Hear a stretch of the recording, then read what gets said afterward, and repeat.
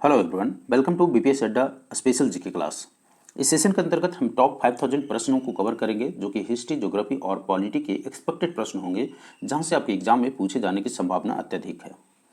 CDPO exam 2021 या 67th BPSC या बिहार दरोगा या कोई भी एग्जाम लीजिए, एसएससी, रेलवे, सभी एग्जाम के लिए इफेक्टिव है।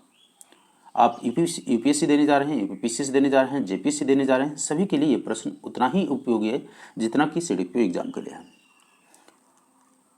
यदि आप हमारे चैनल पर नए हैं तो चैनल को सब्सक्राइब कर लीजिए और बेल आइकन को प्रेस कर दीजिए सो दैट कोई भी वीडियो अगर इस चैनल पर अपलोड होता है तो आपको नोटिफिकेशन मिल जाए।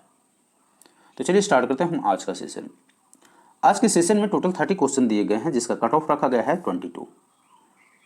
30 क्वेश्चंस में आपको 22 क्वेश्चंस लाने हैं। अगर आपका स्कोर 22 है देन इट्स शोज कि आपकी जो प्रिपरेशन है वो अच्छी है। अगर 22 नहीं आ रहा है, इसका मतलब है कि आपको ज़्यादा से ज़्यादा प्रैक्टिस करने की आवश्यकता है। इसमें कोई दिक्कत नहीं है, अगर आपका स्कोर अगर 10 आता है तो इसमें कोई दिक्कत नहीं, क्योंकि प्रैक्टिस से ही वह आपका स्कोर 22 एंड इवन 30 आ सकता है। तो चलिए स्टार्ट करते हैं आज का सेशन। आज का सेशन का पहला क्वेश्चन है, बुद्ध किस वंश से संबंधित थे? आप अपना स्कोर फाइनल में कमेंट सेक्शन में लिख के मुझे जरूर बताएं और अपना सुझाव भी कमेंट सेक्शन में मुझे लिख के बता सकते हैं। देखिए, बुद्ध जो है, बौद्ध धर्म की अगर हम प्रवर्तक की बात करें तो बुद्ध कौन थे? बौद्ध धर्म के प्रवर्तक थे, है ना। महात्मा बुद्ध बौद्ध धर्म के प्रवर्तक थे और वो शाक्य वंश से संबंधित थे। अतः इस प्रश्न का जो सही आंसर होगा वो होगा ऑप्शन सी, शाक्य वंश। अगला प्रश्न देखते हैं, प्रथम बौद्ध संगति अर्थात परिषद का आयोजन कहाँ किया गया था? फर्स्ट बुद्धिस्ट काउंसिल के आयोजन कहाँ किया गया था? देखिए, प्रथम बौद्ध संगति का आयोजन अजात शत्रु के समय राजगीर के सप्तपर्णी गुफा में करवाया गया था। ठीक है, सप्तपर्णी गुफा कहाँ है? राजगीर में है और वहीं अजात शत्रु के समय यह करवाया गया था, जिसकी अध्यक्षता महाकश्यप ने किया था। अतः इस प्रश्न का जो सही आंसर होगा वो होगा ऑप्शन ए, राजगीर। वीडियो को पॉज करके आप अपना आंसर दे सकते हैं। अगला प्रश्न है, महाभाष्य की रचना किसके द्वारा किया गया है? आपके ऑप्शन है गार्गी, बाणभट्ट, मनु और पतंजलि। देखिए, महाभाष्य की रचना जो है पतंजलि के द्वारा किया गया था। अतः इस प्रश्न का सही आंसर होगा ऑप्शन डी, पतंजलि। अगला प्रश्न, सांची का बौद्ध स्तूप कहाँ स्थित है? एक बौद्ध स्तूप है, सांची जो है वो क्या है? बौद्ध स्तूप। और बौद्ध स्तूप, सांची का बौद्ध स्तूप कहाँ स्थित है? सांची का बौद्ध स्तूप मध्य प्रदेश में स्थित है। अतः इस प्रश्न का सही आंसर होगा ऑप्शन बी, मध्य प्रदेश। अगला प्रश्न देखते हैं। अगला प्रश्न है, कलिंग युद्ध किस वर्ष हुआ था? हमेशा किसी न किसी एग्जाम में पूछा जाता है ये प्रश्न। कलिंग युद्ध किस वर्ष में हुआ था? देखिए, कलिंग युद्ध जो है अशोक के द्वारा किया गया था, है ना, और ये हुआ था 261 261 बीसी में। अतः इस प्रश्न का जो सही आंसर होगा ऑप्शन ए, 261 अर्थात 261 बीसी। अगला प्रश्न देखते हैं। अगला प्रश्न है, पूना समझौता किसके बीच हुआ था? आपके पास ऑप्शन है, आपके पास ऑप्शन जो है वो है नेहरू और अंबेडकर, बी गांधी और अंबेडकर, सी नेहरू और अंबेडकर, डी गांधी और जिन्ना। देखिए, पूना समझौता, सबसे पहले तो आपको स्टोरी मालूम होनी चाहिए कि पूना समझौता हुआ ही क्यों। एक कम्युनल अवार्ड आया था, रैमजे मैकडोनाल्ड के द्वारा कम्युनल अवार्ड लाया गया था। उसी के विरोध में महात्मा गांधी ने पुणे की यरबदा जेल में भूख हड़ताल कर दिया था और उसी के बाद पूना समझौता हुआ था बिटवीन गांधी और भीमराव अंबेडकर इन 1932। 1932 में इन दोनों के बीच पूना समझौता हुआ था। तो इस प्रश्न का जो सही आंसर होगा वो होगा ऑप्शन बी, गांधी और अंबेडकर। अगला देखते हैं, होम रूल लीग की स्थापना की गई थी। आपके पास ऑप्शन है ए, बंगाल विभाजन के दौरान, बी, प्रथम विश्व युद्ध के दौरान, सी, जलियांवाला बाग हत्याकांड के दौरान, डी, 1986 के कांग्रेस अधिवेशन के दौरान। देखिए, बंगाल विभाजन, अब इसको हम मान लेते हैं क्वेश्चंस को अगर टैकल करना है। देखिए, क्वेश्चन को टैकल करने का 2-3 तरीके जो होते हैं, आप इसको ऑप्शन से भी टैकल कर सकते हैं। अगर मान लेते हैं नहीं याद है कि होम रूल लीग एग्जैक्ट कहने का मतलब अगर कब हुआ था, 1916 में हुआ था, 17 में हुआ था, 18 में हुआ था, कब हुआ था, अगर थोड़ा बहुत कन्फ्यूजन चल रहा है तो थोड़ा बहुत अगर इधर उधर होता है तो कैसे ऑप्शन से ये कीजिएगा। बंगाल विभाजन आपको मालूम है 1900, है ना, 5 के समय। प्रथम विश्व युद्ध कब हुआ था? 1914, 1918। जलियांवाला बाग हत्याकांड 1919। बाकी ये तो डेट दिया हुआ है। देन यू नो अबाउट कि होम रूल लीग की स्थापना 1915 में हुआ था, 1916 में हुआ था, 1917 में हुआ था। इस तरह के कुछ कन्फ्यूजन आपके माइंड में चल रहा होगा। सो एग्जैक्टली आपको नहीं मालूम कि अप्रैल 1916 में हुआ था, ये डेट आपको नहीं मालूम है, लेकिन ये मालूम है कि 1916, 17, 18 के आसपास ही हुआ था। Then you will go such types of questions कि ये प्रथम विश्व युद्ध के समय हुआ था। तो इस प्रश्न का जो सही आंसर होगा ऑप्शन बी, प्रथम विश्व युद्ध के समय। वही अगर हम होम रूल लीग की स्थापना की बात करें तो इसकी स्थापना 1916 में एनी बेसेंट और तिलक के द्वारा किया गया था। अलग अलग एनी बेसेंट और तिलक के द्वारा किया गया था होम रूल लीग की स्थापना वर्ष 1916 में। सो ये किसके दरमियान होता है? प्रथम विश्व युद्ध के समय आता है।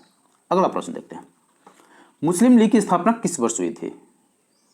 ठीक है, मुस्लिम लीग की अगर हम स्थापना की बात करें तो वर्ष 1906 में ढाका में मुस्लिम लीग की स्थापना की गई थी और यह स्थापना नवाब सलीमुल्लाह खां और आगा खां के नेतृत्व में किया गया था।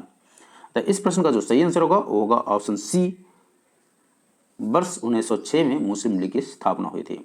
अगला प्रश्न देखते हैं, सुभाष चंद्र बोस ने भारतीय राष्ट्रीय कांग्रेस से निकलने के बाद किस पार्टी की स्थापना की थी? एक बार फिर से पढ़ देता हूं, सुभाष चंद्र बोस ने भारतीय राष्ट्रीय कांग्रेस से निकलने के बाद किस पार्टी की स्थापना की थी? आपके पास ऑप्शन है Indian National Army, B Republican Party, C Forward Bloc, D Socialist Party. देखिए, वर्ष 1939 में एक कॉन्फ्लिक्ट हुआ था महात्मा गांधी और सुभाष चंद्र बोस के विचारों के बीच में, और वही एक समय था जब इंडियन नेशनल कांग्रेस के प्रेसिडेंशियल के लेकर के दोनों के बीच कॉन्फ्लिक्ट हुआ था। और उसी समय सुभाष चंद्र बोस ने इंडियन नेशनल कांग्रेस को छोड़ दिया था और उसके बाद वर्ष 1939 में फॉरवर्ड ब्लॉक की स्थापना की थी। एक पार्टी बनाया जिसका नाम रखा फॉरवर्ड ब्लॉक। अतः इस प्रश्न का जो सही आंसर होगा वो होगा ऑप्शन सी, फॉरवर्ड ब्लॉक। किसके द्वारा बनाया गया? सुभाष चंद्र बोस के द्वारा। कब बनाया गया? भारतीय राष्ट्रीय कांग्रेस से निकलने के बाद। अगला प्रश्न है आपका, भारतीय राष्ट्रीय कांग्रेस के प्रथम मुस्लिम अध्यक्ष कौन थे? First Muslim president of Indian national Congress आपको बताने हैं। First president of Indian national Congress. आपके पास ऑप्शन है मोहम्मद अली जिन्ना, बी बदरुद्दीन तैयबजी, सी सर सैयद अहमद खान, डी अब्दुल कलाम आजाद। भारतीय राष्ट्रीय कांग्रेस की हम बात करें तो जो इसके प्रथम मुस्लिम अध्यक्ष थे वो 1887 में मद्रास में कांग्रेस अधिवेशन, जो कि तीसरा अधिवेशन था, जिसकी अध्यक्षता किए थे कौन? बदरुद्दीन तैयबजी ने किया था, और वही भारतीय राष्ट्रीय कांग्रेस के प्रथम मुस्लिम अध्यक्ष बने। अतः इस प्रश्न का जो सही आंसर होगा वो होगा ऑप्शन बी, बदरुद्दीन तैयबजी। कब किया था इन्होंने कांग्रेस की अध्यक्षता? 1887 में मद्रास में, जो कि कांग्रेस का तीसरा अधिवेशन था। 1885 में गठन के बाद 1885, 1886, 1887 it was the third conference of Indian national Congress which placed in Madras. अगला प्रश्न देखते हैं, भारतीय राष्ट्रीय कांग्रेस की पहली महिला अध्यक्ष कौन थी? आपको बताना है कि भारतीय राष्ट्रीय कांग्रेस की पहली महिला अध्यक्ष कौन थी।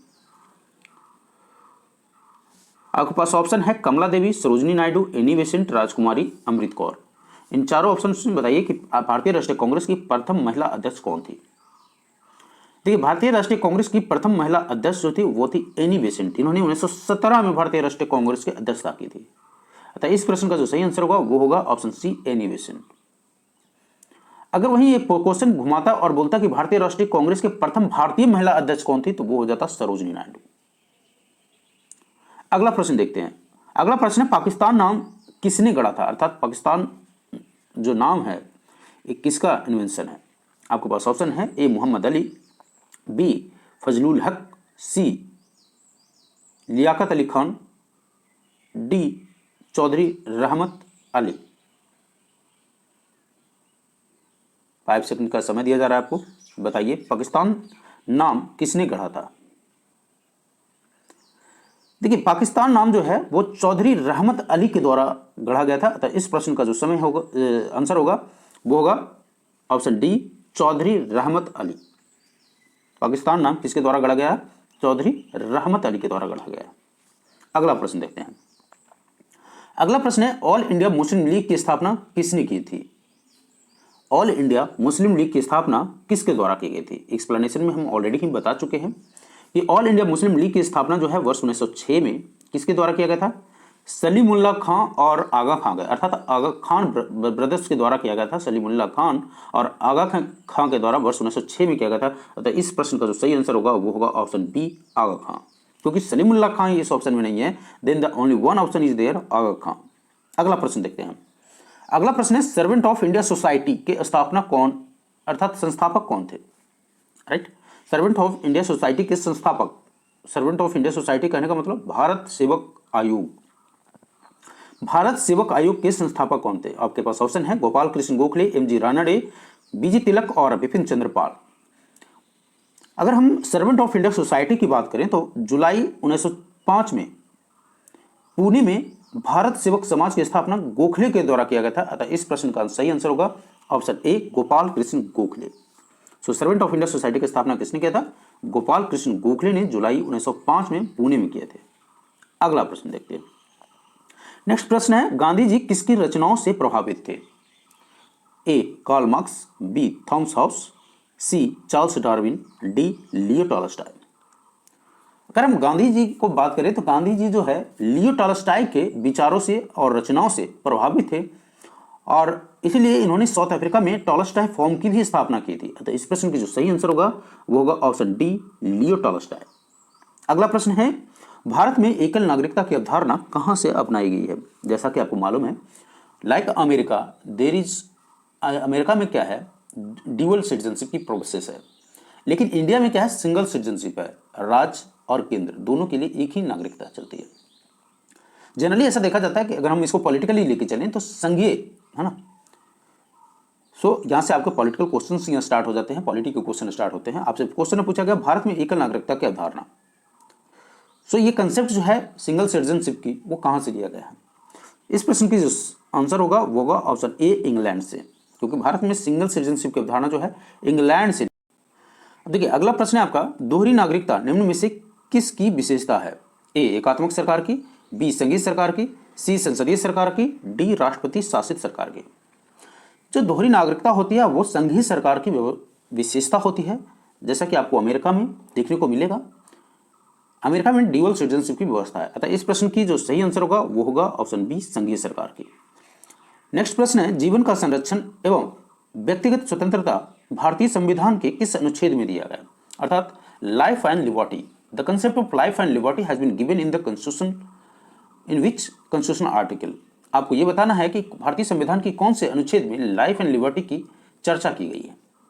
आपके पास ऑप्शन है article 22, article 21, article 19 and article 18।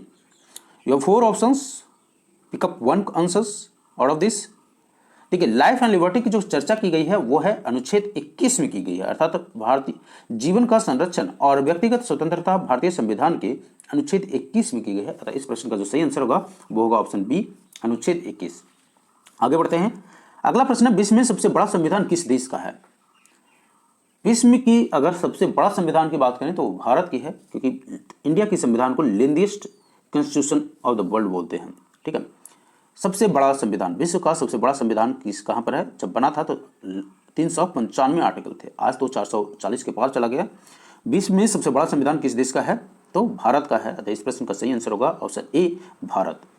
अगला प्रश्न है भारतीय संविधान के किस खंड को आमतौर पर उसकी अंतर आत्मा भी कहा जाता है?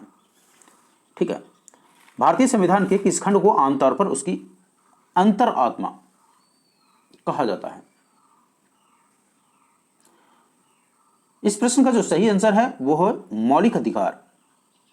मौलिक अधिकार को आमतौर पर उसकी अंतर आत्मा भी कहा जाता है। अतः इस प्रश्न का जो सही आंसर होगा वो होगा ऑप्शन ए मौलिक अधिकार अर्थात फंडामेंटल राइट्स। सो फंडामेंटल राइट्स को हम क्या बोलते हैं? भारतीय संविधान की अंतरात्मा। अगला प्रश्न देखते हैं। अगला प्रश्न है डॉक्टर भीमराव अंबेडकर के द्वारा किस अनुच्छेद को संविधान का हृदय और आत्मा संदर्भित किया गया है? इनमें से जो अनुच्छेद दिए गए हैं उनमें से किस अनुच्छेद को संविधान का हृदय अर्थात हार्ट और सोल संदर्भित किया गया है? हृदय और आत्मा संदर्भित किया। अनुच्छेद 22, अनुच्छेद 25, अनुच्छेद 27 और अनुच्छेद 32। जैसा कि आपको पता है कि भीमराव अंबेडकर ने अनुच्छेद 32 के बारे में एकदम डिटेल से चर्चा किए थे और इसमें बोला गया था कि देयर इज ए पनेसिया है, संविधान में अगर कुछ भी होता है ना, तो 32 जो है वो सभी को सॉल्यूशन देने में सक्षम है। अतः इस प्रश्न का जो सही आंसर होगा वो होगा ऑप्शन डी अनुच्छेद 32। पनेसिया कहने का मतलब रामबाण। हृदय और आत्मा, हृदय और आत्मा किसको संदर्भित किया जाता है? किस आर्टिकल को? याद रखिएगा, संविधान का वो आर्टिकल जिसको हृदय और आत्मा भी कहते हैं वो है अनुच्छेद 32। अगला प्रश्न, शिक्षा का अधिकार की व्याख्या भारतीय संविधान के किस अनुच्छेद में की गई है? देखिए जब आप मेंस आंसर राइटिंग भी लिखने जा रहे हैं, then if you remember with this article अगर आपको ये सब आर्टिकल याद है, इफ यू कोट दैट, तो सोचिए आपकी जो आंसर राइटिंग की जो ब्यूटी है वो कितना बढ़ जाएगी। सपोज दैट आपको क्वेश्चन में आया कि शिक्षा के अधिकार पर लेख लिखिए, and if you start writing that the constitution, there is a provision in the constitution about the right to education. अब वो उस आर्टिकल को अगर कोट करते हैं, then examiner comes to know, examiner को पता चलता है कि yes this student has read the constitution point of view, और आपको जो अलग अपना नजरिया देंगे वो भी तो रहेगा। तो आपके पास ऑप्शन है अनुच्छेद 20, अनुच्छेद 21 ए, अनुच्छेद 22, अनुच्छेद 33। शिक्षा का अधिकार जो है अनुच्छेद 21 के ए में चर्चा किया गया है, अतः इस प्रश्न का सही आंसर होगा ऑप्शन बी, आर्टिकल 21 ए। अगला प्रश्न देखते हैं, संविधान के किस संशोधन में से राज्य के नीति निर्देशक सिद्धांतों को मौलिक अधिकारों पर प्रमुखता की स्थिति मिलती है। अर्थात राज्य के जो नीति निर्देशक है उसको मौलिक अधिकारों पर प्रमुखता की स्थिति संविधान के किस संशोधन के द्वारा दिया गया। वाई विच अमेंडमेंट, ये जो राज्य के नीति निर्देशक सिद्धांत हैं उनको मौलिक अधिकारों पर प्रमुखता की स्थिति दे दिया गया। आपके पास ऑप्शन है 24वां संशोधन, 30वां संशोधन, 42वां संशोधन और 44वां संशोधन। देखिए ऐसा जो है 42वां संविधान संशोधन 1976 के द्वारा किया गया था, अतः इस प्रश्न का जो सही आंसर होगा ऑप्शन सी, 42वां संविधान संशोधन 1976। अर्थात 42वां संविधान संशोधन 1976 के द्वारा राजनीति के निर्देशक सिद्धांतों को मौलिक अधिकारों पर प्रमुखता अर्थात प्रायोरिटी दिया गया। अगला प्रश्न है, भारत के संविधान का कौन सा अनुच्छेद भारत को कल्याणकारी राज्य घोषित करने से संबंधित है। भारत को कौन सा अनुच्छेद है जो भारत को कल्याणकारी राज्य घोषित करने से संबंधित है। देखिए directive principle of state policy में भारत को कल्याणकारी राज्य घोषित करने की चर्चा की गई है। तो आपको मालूम अब होने जाना चाहिए, जैसे ही डीपीएसपी की चर्चा आए then you should know about the range of DPSP articles. अतः इसकी जो चर्चा की गई कल्याणकारी राज्य की वो अनुच्छेद 1939 में किया गया है, अतः इस प्रश्न का सही आंसर होगा ऑप्शन सी, आर्टिकल 39। अगला प्रश्न देखते हैं, now comes to the geography. अगला प्रश्न है, इनमें से भारत के किस राज्य से कर्क रेखा नहीं गुजरती है। प्रश्न को ध्यान से पढ़िए, ये नहीं पूछा कौन से स्टेट से कर्क रेखा गुजरती है। प्रश्न में आपसे पूछा गया है कि इनमें से कौन सा स्टेट है जहां से कर्क रेखा अर्थात tropic of cancer, you know the tropic of cancer passes at which latitude 23.5 degree, so 23.5 degree उत्तरी अक्षांश है ना, पढ़े होंगे। यहां से जो भारत के बीचों बीच से कर्क रेखा गुजरती है, तो आपको बताना है कि वो कौन से राज्य हैं जहां से नहीं गुजरती है। आपके पास ऑप्शन है राजस्थान, उड़ीसा, छत्तीसगढ़ एंड त्रिपुरा। तो चलिए हम आपको मैप में दिखाते हैं, उसके बाद आप इस प्रश्न को आंसर दे देंगे। ये इंडिया का मैप है और इसमें शो किया गया है कि कर्क रेखा, ये देखिए यहाँ से कर्क रेखा है। This picture has been taken from the NCERT. So आप यहाँ देखिए गुजरात, राजस्थान, मध्य प्रदेश, छत्तीसगढ़, झारखंड और वेस्ट बंगाल, त्रिपुरा और मिजोरम। सो कितने स्टेट हो गए, 8 state. There are total 8 state from which the tropic of cancer passes, right. Total 8 state हैं जहां से कर्क रेखा गुजरती है, वो है गुजरात, राजस्थान, मध्य प्रदेश, छत्तीसगढ़, झारखंड, पश्चिम बंगाल, त्रिपुरा और मिजोरम। तो ये वो राज्य हैं जहां से कर्क रेखा गुजरती है। तो अब हम ऑप्शन को देखते हैं। ऑप्शन में राजस्थान तो है, ठीक है। उड़ीसा, ऑप्शन बी ही देखिए एलिमिनेट हो गया यहाँ पर, क्योंकि उड़ीसा तो गुजर ही नहीं रहा था ना, छत्तीसगढ़ से गुजर रहा था, राजस्थान से गुजर रहा था, त्रिपुरा से गुजर रहा था। तो इस प्रश्न का जो सही आंसर होगा वो होगा ऑप्शन बी, उड़ीसा। अगला प्रश्न देखते हैं। अगला प्रश्न है, उत्तराखंड, उत्तर प्रदेश, बिहार, पश्चिम बंगाल और सिक्किम किसके साथ कॉमन बाउंड्री शेयर करती है। जो उत्तराखंड, उत्तर प्रदेश, बिहार, देखिए अगर इस तरह इस स्टेट को अगर लोकेट कीजिएगा तो देखिए इस तरह से ऐसे बनते जाएगा कर्व। सो मैप में आप बता सकते हैं कि कौन सा जो कंट्री है जिसके साथ ये लोग बाउंड्री शेयर करते हैं, तो वो कौन सा है, नेपाल है, राइट। नेपाल के साथ ये लोग बाउंड्री अपना शेयर करते हैं, ये 5 स्टेट जो हैं। देखिए आपको मैप में दिखाते हैं। So these are the state which share the boundary with the Nepal. कौन कौन से इंडियन स्टेट हैं, झारखंड, उत्तराखंड, उत्तर प्रदेश, माफ कीजिएगा, उत्तराखंड, उत्तर प्रदेश, बिहार और वेस्ट बंगाल और Sikkim. So these are the 5 state which share the boundary with Nepal. तो जो हमारे प्रश्न का जो आंसर होगा वो क्या होगा, ऑप्शन बी, नेपाल। नेपाल से उत्तराखंड, उत्तर प्रदेश, बिहार, पश्चिम बंगाल और सिक्किम अपना कॉमन बाउंड्री शेयर करता है। अगला प्रश्न देखते हैं, सरकार निम्नलिखित में से कौन सी घोषणा फसलों को सहायता देने के लिए करती है। इंपॉर्टेंट प्रश्न है, ऐसा प्रश्न बार बार पूछा जाता है और चूंकि चर्चा का विषय रहा है, किसान आंदोलन में ये पॉइंट को उठाया गया है बार बार, एमएसपी एमएसपी एमएसपी, है ना। बार बार जिसकी चर्चा थी तो वो थी एमएसपी। तो आपको बताना है अधिकतम सहायता मूल्य, न्यूनतम सहायता मूल्य, मध्यम सहायता मूल्य और प्रभावी सहायता मूल्य। देखिए एमएसपी का मतलब होता है, एमएसपी डिक्लेयर किया जाता है फसल को बोने से पहले, जिसको बोलते हैं मिनिमम सपोर्टिंग प्राइस। क्या है, मैक्सिमम मत कर दीजिएगा, मिनिमम सपोर्टिंग प्राइस, राइट। और ये प्राइस क्या होता है, मिनिमम सपोर्टिंग प्राइस अर्थात एमएसपी वो प्राइस होता है जो फसल बुआई के पहले गवर्नमेंट के द्वारा डिक्लेयर किया जाता है कि अगर उसकी फसल मार्केट में ना बिके तो इस रेट पर सरकार लेने को तैयार है। तो इस प्रश्न का सही आंसर होगा ऑप्शन बी, न्यूनतम सहायता मूल्य। अगला प्रश्न देखते हैं। नेक्स्ट प्रश्न है, इनमें से कौन सी रबी फसल है? आपके पास ऑप्शन है ए चावल, बी मोटे अनाज, सी चना, डी कपास। रबी फसल जो है वो चना है, अतः इस प्रश्न का सही आंसर होगा ऑप्शन सी, चना। अगला प्रश्न देखते हैं। नेक्स्ट प्रश्न है, बूलर झील निम्नलिखित में से किस राज्य में स्थित है?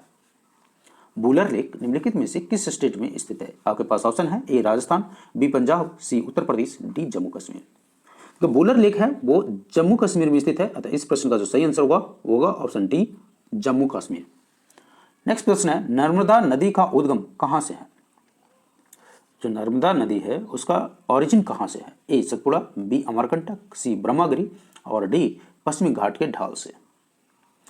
पिक्चर में देखिए नर्मदा नदी को, देखिए नर्मदा नदी कहां से ओरिजिनेट हो रहा है? अमरकंटक से। कहां से? अमरकंटक से। अमरकंटक से ओरिजिनेट होकर के ये कहां गिर रहा है? अरेबियन सी में। ठीक है, सो आपको दो चीजें जो याद रखना है, वो अमरकंटक से ओरिजिनेट होता है नर्मदा नदी और कहां गिरती है? अरेबियन सी में, not in the bay of Bengal. Bay of Bengal में ये नहीं गिरती है। सो ये पश्चिम की ओर बहते हुई अरेबियन सी में, तो किस डायरेक्शन में बहती है? पश्चिम डायरेक्शन में। ये भी आप याद रखिएगा। नर्मदा नदी का उद्गम कहां से है? तो वो है अमरकंटक से। अतः इस प्रश्न का सही आंसर होगा ऑप्शन बी, अमरकंटक। सो आज के इस सेशन में बस इतना ही। अगर आपको हमारा वीडियो अच्छा लगे तो आप अपने दोस्तों को भी शेयर जरूर करें और वीडियो को लाइक करना ना भूलें। आप अपना सुझाव हमें कमेंट सेक्शन में लिख के जरूर बताएं और आप अपना स्कोर भी कमेंट सेक्शन में हमें लिख के बताएं। धन्यवाद।